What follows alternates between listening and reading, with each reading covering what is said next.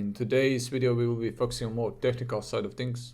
Well, you can say the same thing we did in the last video, but this is how the textures are done.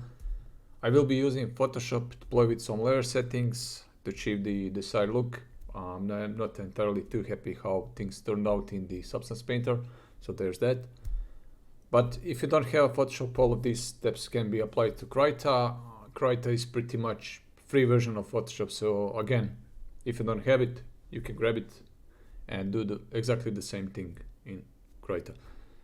I will be leaving the link below in the description so you can download it. Also, I should mention that using Krita Photoshop is not really a must, but it sure helps a lot. It will speed up your workflow. Also, the same thing can be said about Substance Painter and the Substance Designer. Not a must, but it sure helps. After all of these softwares are kinda industry standards, especially if you are working with things such as stylized hand-painted things. They're really going to help you. It's not something that's going to slow you down by any means. It actually speeds up things by a huge margin. In the last video, I think I forgot to export the ambient occlusion map, or simply AO map, so I will be using that in our current video, even though I'm not gonna show how to export it. It's pretty easy, so you can just right click on it and export and send it over wherever you want to be using it. So instead of simply trying this to achieve this look for like hours, I'm just going to walk you through it, what I did. I'm going to leave the PSD file for you below in the description, so you can use those settings for you as well if you're not in the mood to do these steps in the Photoshop, or if you're not in the mood to do it in Krita or whatever. Basically what I did, I used the AO map, which is this. Basically it's pretty much grayscale, blacks and whites, colors and mix of them. What I did next, I would go with the magic wand tool and select everything which is red, orangish and all of that. These things to the right side here are the eyes, even though they are shown to be here. This is just the bleed effect from the another map when you baked everything. So these are the eyes, those two big circles. So I would go ahead and select everything which is yellow and orange except these. Anyways, after that we would go into the AO map, enable it, disable the base map, go back to the AO map, right click, layer via copy. So these are two maps which we will be using. They are the same, exactly the same, and this is going to be using the multiplayer layer, and this is going to be using overlay layer with opacity at 70-ish, 20-ish%. After this, you can just enable all of this and see how it looks like. I'm just going to disable this map so you can see the color change in those settings.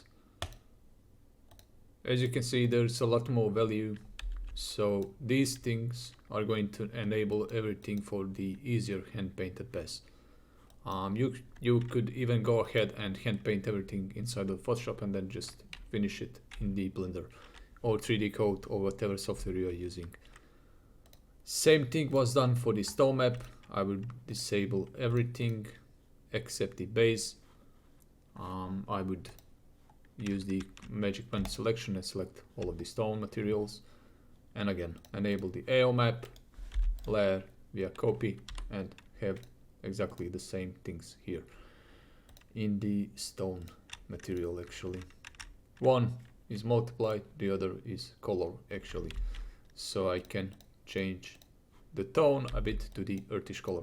There are a couple of other things which you could use and play with those colors. You could actually disable all of this and simply go into the hue saturation. Let's say go into the reds and color pick all of these, and now you could just play with those settings. But for now, this is so much easier to do because after all, one of these settings are a little bit more complicated to achieve the desired look, and this is something that works at least for me, and it can give you decent results really fast. Once all of this is done, we will be simply saving as PSD file. As you can see, I have like 2 of them, but I'm going to be using this one. This one just was simply experimental, but just ignore it for now, and we are going to be using this one. I will also save this as the PNG file, base map 1, and I will provide you with this map if you are not in the mood to use Photoshop or Creator. Once all of this is done, we would just simply go into the Blender and start texturing our model. Okay, now let's load in everything in the Blender. These are the maps which we used last time. They are holding values such from the normal map and metallic and roughness. That this is not what we're going to use because we are just using the flat texture instead of those. We could actually try to keep everything as close to our normal map values, so when we end up hand painting, if there's a crack in the normal map over here, it should be same when we do the hand painted pass. But that's only valid if you are going to end up using your normal map. So you need to be careful. If you plan to use it, be careful how you texture things. But since we are not going to be using normal map and it doesn't matter, only thing that we are going to create later on, I think, is going to be a mission map, so the model is nice and shiny in the darkness. Alright, let's load the base map. The thing which I like to do usually, I like to block in the brighter spots on the model and then move into the darker spots on the model. For now we will be focusing on the earthy parts and the fiery parts. Then we are probably going to move to the metal and the crystals. Oh, that might change as well, so just not too happy with that one. Okay, it should be looking at the thing. If you noticed that I changed from the last time, I made his hands just slightly larger and the claws as well. I made the head a little bit smaller and I pushed it down and to the front. This kind of creates more dreadful and menacing look on the model, which was the original idea of this one. Big head usually means, at least for me, big head, small body, it means it's like caricature or something else. Alright, so what I like to do, I would color pick, go to the color selection, push this towards the lighter value and push this towards the yellowish. I like to block in a little bit of those colors, and this is mainly for the sake of not constantly going back and forth to color select and color pick. I can just simply focus and color pick from here and just put my values wherever I want. I usually, like I said, I start with the brightest areas on the model. This kinda, it's just easier for me. Also keep in mind when starting to texture, I like to keep the symmetry on in the beginning, and then when I'm almost done with the modeling, I would turn off the symmetry and just make a little bit of difference on each side, just so the model, well, nothing is symmetrical in nature, so even your 3D model should be. Anyways, I will probably speed up this part on the video because it's going to take a while to complete all of this. I might not end up finishing it completely, but you should get like general idea how the things are done on this one. One more thing which I forgot to mention is, for this sake, when you're hand painting textures, all of the models usually, well, not usually, 99% of the time they have the light source coming from the above, not from the front, not from behind, not from the bottom, but from the top. So let's say when you're texturing things such as cracks, you shouldn't be putting highlights on this side of the crack. You should always be putting it to the bottom side, because again, light is coming from above, not from the bottom. This is just one of those things which you should keep in mind when texturing.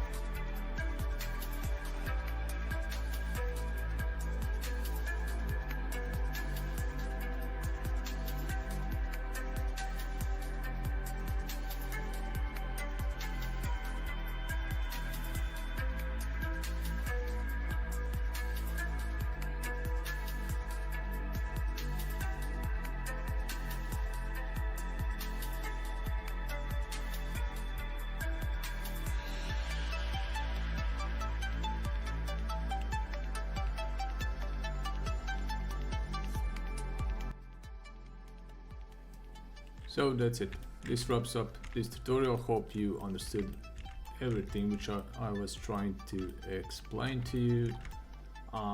It was pretty straightforward. I think I didn't overcomplicate with this texture. I kept it really simple. So even if you're a beginner, it shouldn't be too hard trying to replicate this, because I was mainly focusing on putting the highlights and just depth into the model itself. I would like to thank you all for subscribing. Please, if you're not a subscriber already, you can subscribe if you enjoyed everything that you have seen here. So yeah, give it a like, leave a comment below if you have any questions, and I'm gonna try my best to answer them as best as I can. See you guys next time. I think next Monday, maybe Sunday, I'll try to do another texturing video, so we shall see. Thank you, goodbye.